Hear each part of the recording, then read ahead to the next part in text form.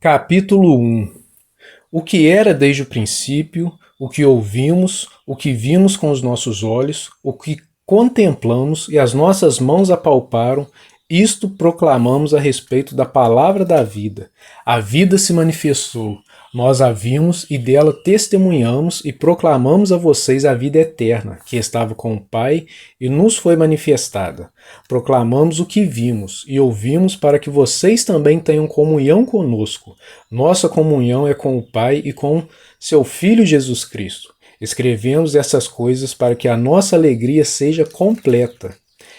Esta é a mensagem que dele ouvimos e transmitimos a vocês. Deus é luz, nele não há treva alguma. Se afirmarmos que temos comunhão com ele, mas andamos nas trevas, mentimos e não praticamos a verdade. Se, porém, andarmos na luz, como ele está na luz, temos comunhão uns com os outros, e o sangue de Jesus, seu Filho, nos purifica de todo pecado.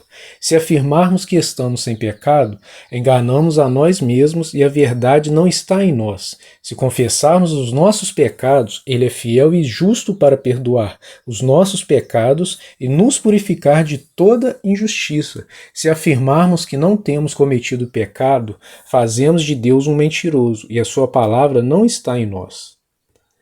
Capítulo 2. Meus filhinhos, escrevo a vocês estas coisas para que vocês não pequem. Se porém alguém pecar, temos um intercessor junto ao Pai, Jesus Cristo, o justo.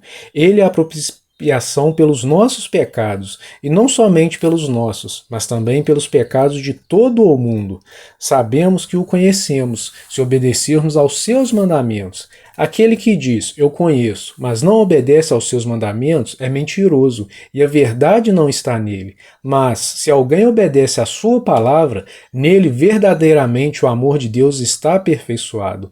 Desta forma, sabemos que estamos nele. Aquele que afirma que permanece nele deve andar como ele andou. Amados, não escrevo a vocês um mandamento novo, mas um mandamento antigo, que vocês têm desde o princípio, a mensagem que ouviram. No entanto, o que escrevo é um mandamento novo, o qual é verdadeiro nele e em vocês, pois as trevas estão se dissipando e já brilha a verdadeira luz. Quem afirma estar na luz, mas odeia seu irmão, continua nas trevas. Quem ama seu irmão permanece na luz, e nele não há causa de tropeço. Mas quem odeia seu irmão está nas trevas, e anda nas trevas, não sabe para onde vai, porque as trevas o cegaram. Filhinhos, eu escrevo a vocês porque os seus pecados foram perdoados, graças ao nome de Jesus. Pais, eu escrevo a vocês porque conhecem aquele que é desde o princípio.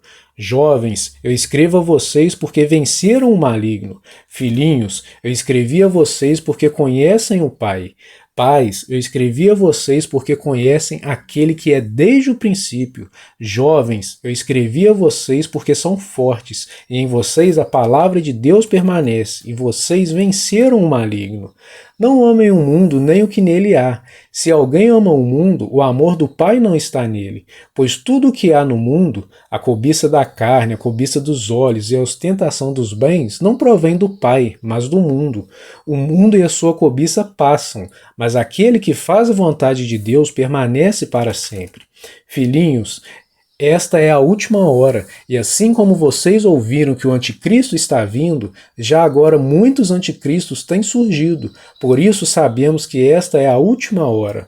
Eles saíram do nosso meio, mas na realidade não creram, não eram dos nossos, pois se fossem dos nossos, teriam permanecido conosco. O fato de terem saído mostra que nenhum deles era dos nossos, mas vocês têm uma unção que procede do Santo, e todos vocês têm conhecimento. Não escrevo a vocês porque não conhecem a verdade, mas porque a conhecem, e porque nenhuma mentira procede da verdade. Quem é um mentiroso, senão aquele que nega que Jesus é o Cristo? Este é o anticristo, aquele que nega o Pai e o Filho. Todo que nega o Filho também não tem o Pai. Quem confessa publicamente o Filho tem também o Pai. Quanto a vocês, cuidem para que aquilo que ouviram desde o princípio permaneça em vocês. Se o que ouviram desde o princípio permanecer em vocês, vocês também permanecerão no Filho e no Pai. E esta é a promessa que ele nos fez, a vida eterna. Escrevo estas coisas a respeito daqueles que os querem enganar. Quanto a vocês, a unção que receberam dele permanece em vocês, e não precisam que alguém os ensine, mas como a unção dele recebida, que é verdadeira e não falsa, os ensina acerca de todas as coisas, permaneçam nele como ele os ensinou. Filhinhos, agora permaneçam nele para que, quando ele se manifestar, tenhamos confiança e não sejamos envergonhados diante dele na sua vinda. Se vocês sabem que ele é justo, saibam também que todo aquele que pratica a justiça é nascido dele. Capítulo 3. Vejam como é grande o amor que o Pai nos concedeu, sermos chamados filhos de Deus, o que de fato somos. Por isso o mundo não nos conhece, porque não o conheceu. Amados, agora somos filhos de Deus, e ainda não se manifestou o que havemos de ser, mas sabemos que, quando ele se manifestar, seremos semelhantes a ele, pois o veremos como ele é. Todo aquele que nele tem esta esperança purifica-se a si mesmo, assim como ele é puro. Todo aquele que pratica o pecado transgride a lei. De fato, o pecado é a transgressão da lei. Vocês sabem que ele se manifestou para tirar os nossos pecados, e nele não há pecado. Todo aquele que nele permanece não está no pecado. Todo aquele que está no pecado não ouviu nem o conheceu. Filhinhos, não deixem que ninguém os engane. Aquele que pratica a justiça é justo, assim como ele é justo. Aquele que pratica o pecado é do diabo, porque o diabo vem pecando desde o princípio. Para isso, o Filho de Deus se manifestou, para destruir as obras do diabo. Todo aquele que é nascido de Deus não pratica o pecado, porque a semente de Deus permanece nele. Ele não pode estar no pecado, porque é nascido de Deus. Desta forma, sabemos quem são os filhos de Deus e quem são os filhos do diabo. Quem não pratica a justiça não procede de Deus, tampouco quem não ama seu irmão. Esta é a mensagem que vocês ouviram desde o princípio, que nos amemos uns aos outros. Não sejamos como Caim, que pertencia ao maligno e matou seu irmão. E por que o matou? Porque suas obras eram más, e as de seu irmão eram justas. Meus irmãos, não se admirem se o mundo os odeia. Sabemos que já passamos da morte para a vida, porque amamos nossos irmãos. Quem não ama, permanece na morte. Quem odeia seu irmão é assassino, e vocês sabem que nenhum assassino tem a vida eterna em si mesmo. Nisto, conhecemos o que é o amor. Jesus Cristo deu a sua vida por nós e devemos dar a nossa vida por nossos irmãos. Se alguém tiver recursos materiais e vendo seu irmão em necessidade, não se compadecer dele, como pode permanecer nele o amor de Deus? Filhinhos, não amemos de palavra nem de boca, mas em ação e em verdade. Assim saberemos que somos da verdade e tranquilizaremos o nosso coração diante dele, quando o nosso coração nos condenar, porque Deus é maior do que o nosso coração e sabe todas as coisas. Amados, se o nosso coração não nos condenar, temos confiança diante de Deus e recebemos dele tudo o que pedimos, porque obedecemos aos seus mandamentos e fazemos o que lhe agrada. E este é o seu mandamento, que creiamos no nome de seu Filho Jesus Cristo e que nos amemos uns aos outros, como ele nos ordenou. Os que obedecem aos seus mandamentos, nele permanecem, e ele neles. Do seguinte modo, sabemos que ele permanece em nós, pelo Espírito que nos deu. Capítulo 4. Amados, não creiam em qualquer espírito, mas examinem os espíritos para ver se eles procedem de Deus, porque muitos falsos profetas têm saído pelo mundo. Vocês podem reconhecer o Espírito de Deus deste modo. Todo espírito que confessa que Jesus Cristo veio em carne procede de Deus, mas todo espírito que não confessa Jesus não procede de Deus. Esse é o espírito do anticristo, acerca do qual vocês ouviram que está vindo, e agora já está no mundo. Filhinhos, vocês são de Deus e os venceram, porque aquele que está em vocês é maior do que aquele que está no mundo. Eles vêm do mundo, por isso o que falam procede do mundo e o mundo os ouve. Nós viemos de Deus e todo aquele que conhece a Deus nos ouve, mas quem não vem de Deus não nos ouve. Dessa forma, reconhecemos o espírito da verdade e o espírito do erro. Amados, amemos uns aos outros, pois o amor procede de Deus. Aquele que ama é nascido de Deus e conhece a Deus. Quem não ama não conhece a Deus, porque Deus é amor.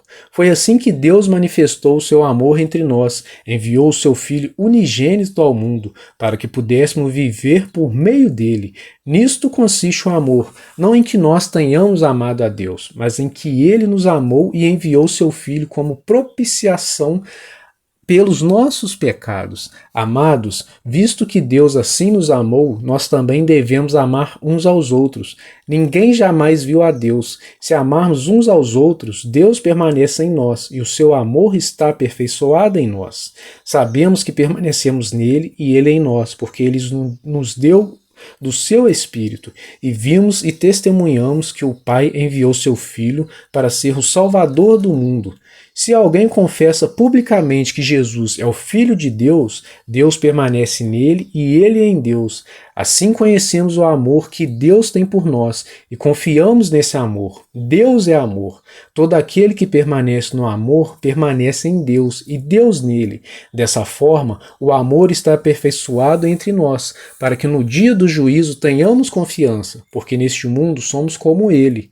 No amor não há medo, ao contrário, o perfeito amor expulsa o medo, porque o medo supõe castigo. Aquele que tem medo não está aperfeiçoado no amor. Nós amamos porque ele nos amou primeiro. Se alguém afirmar, eu amo a Deus, mas odiar seu irmão, é mentiroso. Pois quem não ama seu irmão a quem vê, não pode amar a Deus a quem não vê. Ele nos deu este mandamento: quem ama a Deus, ame também seu irmão. Capítulo 5. Todo aquele que crê que Jesus é o Cristo é nascido de Deus, e todo aquele que ama o Pai ama também o que dele foi gerado. Assim sabemos que amamos os filhos de Deus, amando a Deus e obedecendo aos seus mandamentos, porque nisto consiste o amor a Deus, em obedecer aos seus mandamentos, e os seus mandamentos não são pesados. O que é nascido de Deus vence o mundo, e esta é a vitória que vence o mundo, a nossa fé. Quem é que vence o mundo? Somente aquele que crê que Jesus é o Filho de Deus. Este é aquele que veio por meio de água e sangue, Jesus Cristo. Não somente por água, mas por água e sangue. E o Espírito é quem dá testemunho, porque o Espírito é a verdade. Há três que dão testemunho: o Espírito, a água e o sangue. E os três são unânimes. Nós aceitamos o testemunho dos homens, mas o testemunho de Deus tem maior valor, pois é o testemunho de Deus que ele dá acerca de seu Filho. Quem crê no Filho de Deus tem em si mesmo esse testemunho. Quem não crê em Deus o faz mentiroso, porque não crê no testemunho que Deus dá acerca de seu Filho. E este é o testemunho: Deus nos deu a vida eterna e essa vida está em seu Filho. Quem tem o Filho tem a vida. Quem não tem o Filho de Deus não tem a vida. Escrevi estas coisas a vocês que creem no nome do Filho de Deus, para que saibam que têm a vida eterna. Esta é a confiança que temos ao nos aproximarmos de Deus. Se pedirmos alguma coisa de acordo com a vontade de Deus, ele nos ouvirá. E se sabemos que ele nos ouve em tudo que pedimos, sabemos que temos o que dele pedimos. Se alguém vir seu irmão cometer pecado que não leva à morte, ore, e Deus dará vida ao que pecou. Refiro-me àqueles cujo pecado não leva à morte. Há pecado que leva à morte. Não estou dizendo que se deva orar por este.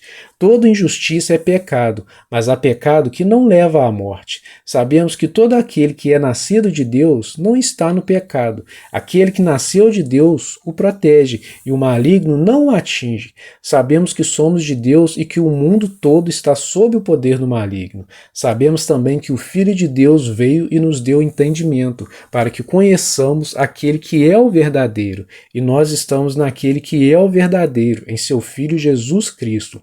Este é o verdadeiro Deus e a vida eterna.